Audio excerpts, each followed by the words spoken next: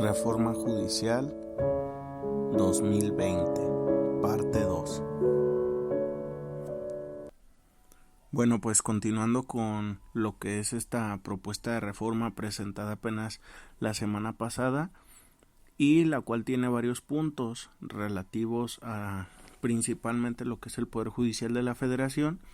Pues bueno, en la parte anterior, el último de los aspectos que se habían comentado era el relativo a la jurisprudencia por presentes de la Suprema Corte.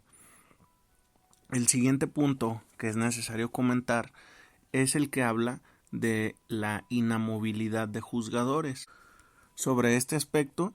se establece dentro de la exposición que se pretende modificar el artículo 97 de la Constitución Política de los Estados Unidos Mexicanos para establecer como único requisito para la permanencia en el cargo de un juzgador después de los 6 años de ejercicio de funciones el que hayan sido ratificados de acuerdo a las disposiciones de lo que establecerá la Ley de Carrera Judicial del Poder Judicial de la Federación. Esto con fin de que con independencia de que sean promovidos a cargos superiores, se deba cumplir con los requisitos y procedimientos de ratificación por parte del propio Consejo de la Judicatura Federal. Más adelante se comentarán cuáles son algunas de estas disposiciones que pretende que se contengan dentro de esa ley de carrera judicial. Posteriormente, también se plantea como otro punto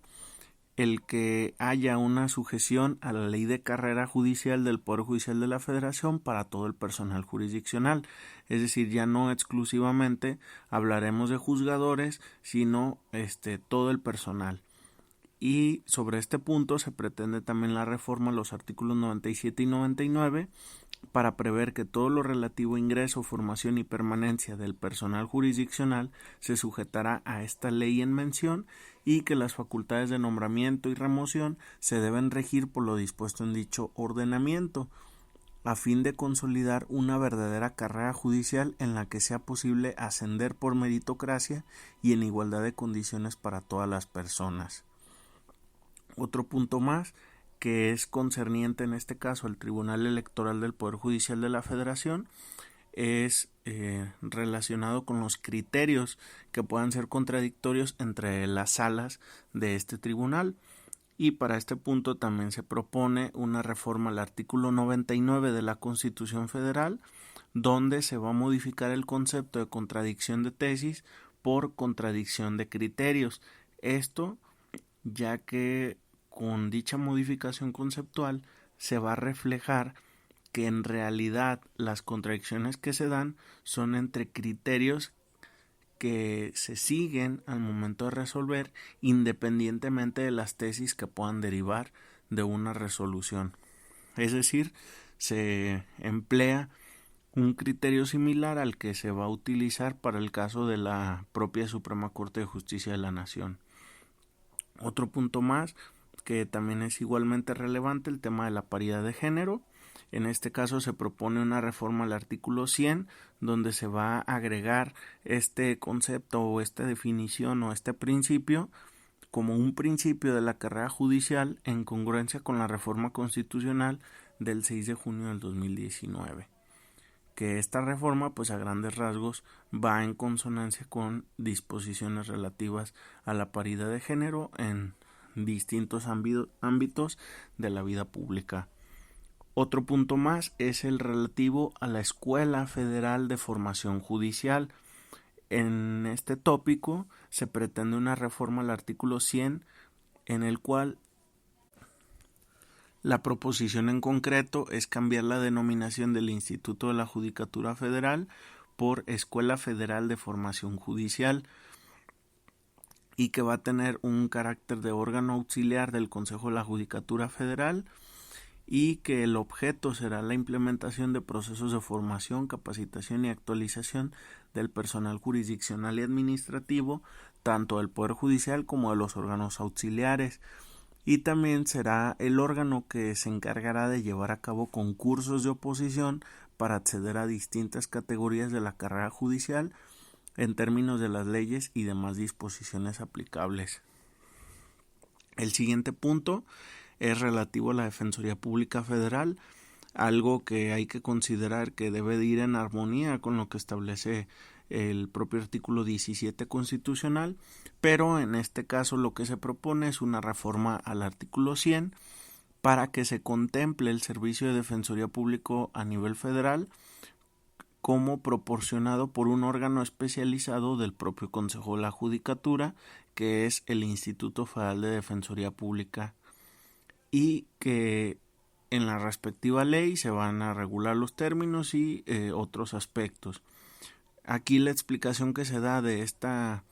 propuesta es que se considera que se dotará de mayor fuerza a este órgano y que también los defensores públicos serán capacitados por la Escuela Federal de Formación Judicial, lo cual permitirá también que los concursos de oposición se lleven a cabo por este mismo órgano. Aquí, como lo señalaba,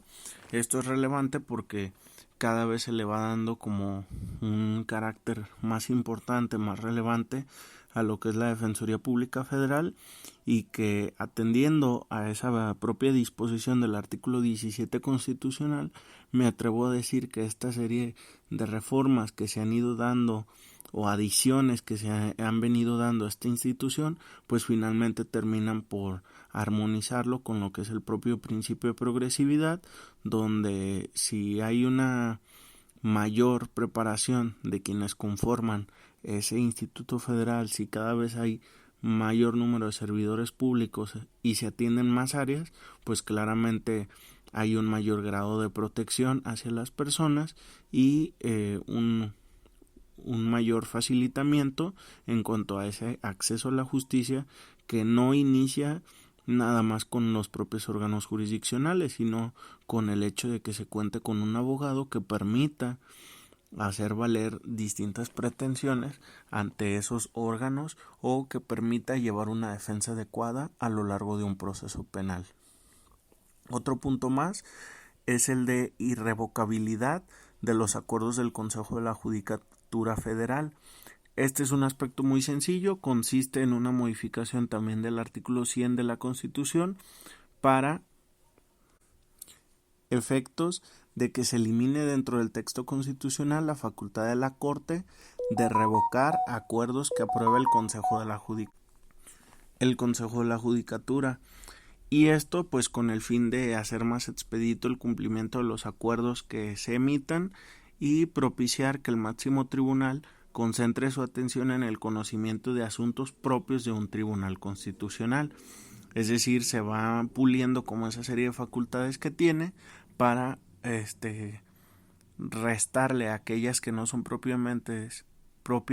de la esencia de un tribunal constitucional y que queden solamente aquellas que sí vayan íntimamente relacionadas con esa perspectiva o con esa visión de lo que debe de ser una corte. Como otro punto, este se titula régimen recursivo y este consiste en que también se va a modificar el artículo 100, pero ahora bajo la situación de eliminar el recurso de revisión administrativa contra la designación de jueces de distrito y magistrados de circuito,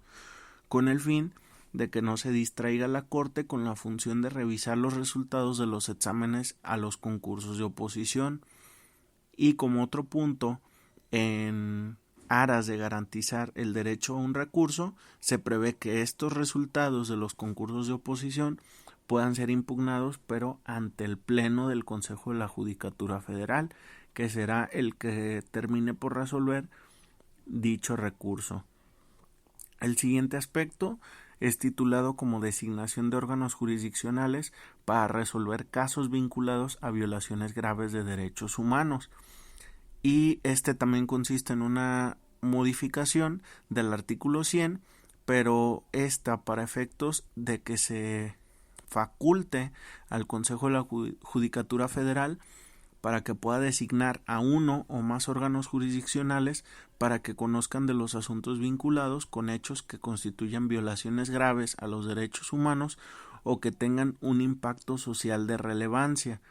Esto buscando que se garantice la concentración de los asuntos para dar una solución coherente y expedita a casos de especial trascendencia social.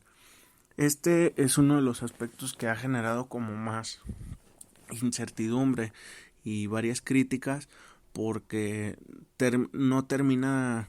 de ser objetivo, sino que varios de esos aspectos que entraña, varias de esas definiciones y conceptos que se adoptan son conceptos muy subjetivos que son incluso ajenos a las regulaciones actuales y que incluso va en contra de cierta lógica que se ha venido desarrollando en la labor jurisdiccional. Como un primer punto,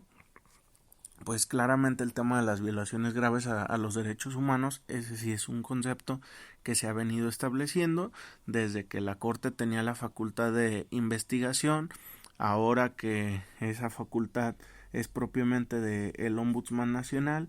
y entre otros aspectos. Sin embargo, cuando se habla de que haya un impacto social de especial relevancia, ahí es donde entra un margen de discrecionalidad mayor y lo que muchos han señalado pues es que esto prácticamente habilita o posibilita el que pueda haber un indebido manejo de los órganos jurisdiccionales para efectos de designar a aquellos que puedan tener como mayor o menor simpatía en cierto tipo de asuntos. ¿Cuáles son los casos que en concreto se han mencionado? Por ejemplo, las resoluciones que se toman o tomaron en el tema del aeropuerto de la Ciudad de México, en el tema de las guarderías, en el tema de lo concerniente al nuevo régimen de salud, entre otros aspectos que pueden ser tanto de trascendencia política como de trascendencia social. Entonces, ¿hasta qué punto ese impacto social de especial de relevancia no va a tener ciertas implicaciones políticas, ya sea para beneficiar o para perjudicar a cierto gobernante en turno que se encuentre tanto a nivel federal como a nivel local? Esa posibilidad creo que sí debe delimitarse o propiamente no debería de incluirse dentro de este paquete y si no buscar otro tipo de alternativas. Claramente, en ocasiones los órganos jurisdiccionales requieren que se concentren en uno solo o en varios cierto tipo de asuntos por las propias características. Por ejemplo, cuando se dieron las impugnaciones contra la Ley de Seguridad Interior, pues la idea era que hubiera cierto grado de homologación entre los criterios que se fueron dando. Sin embargo, pues esas son cuestiones que administrativamente puede manejar el Consejo a través de los acuerdos que incluso ya han venido operando con cierto grado de eficacia y con no tan alto un grado de desconfianza o de falta de certeza, y por lo tanto creo que esa sería la forma en la que debería de continuar hasta que no se limpie o no se alejen esas dudas o esos cuestionamientos sobre una posible trascendencia política de este tipo de aspectos que se pretenden incluir dentro de la reforma. En ese sentido, pues claramente sería benéfico que hubiese órganos especializados en atender ese tipo de asuntos vinculados con violaciones graves a derechos humanos y más cuando estos órganos posiblemente pudieran tener un mayor grado de preparación o un mayor grado de experiencia. Sin embargo, pues eso no es lo que dice la propuesta como tal, sino que queda muy al aire la forma en la que se pretende aterrizar. Por lo tanto, de momento sería muy cuestionable dicha postura y por lo tanto pues esperemos ver cómo durante el proceso legislativo se puedan afinar ese tipo de detalles, ya sea que se mejore la redacción, que se generen aspectos más específicos o simplemente que desaparezca y continúe como hasta este momento en ese punto. Más adelante, el siguiente punto que también se toma en consideración es el relativo a la eliminación del amparo soberanía. En este punto, lo que se propone es reestructurar el artículo 103 de la Constitución Política de los Estados Unidos Mexicanos para que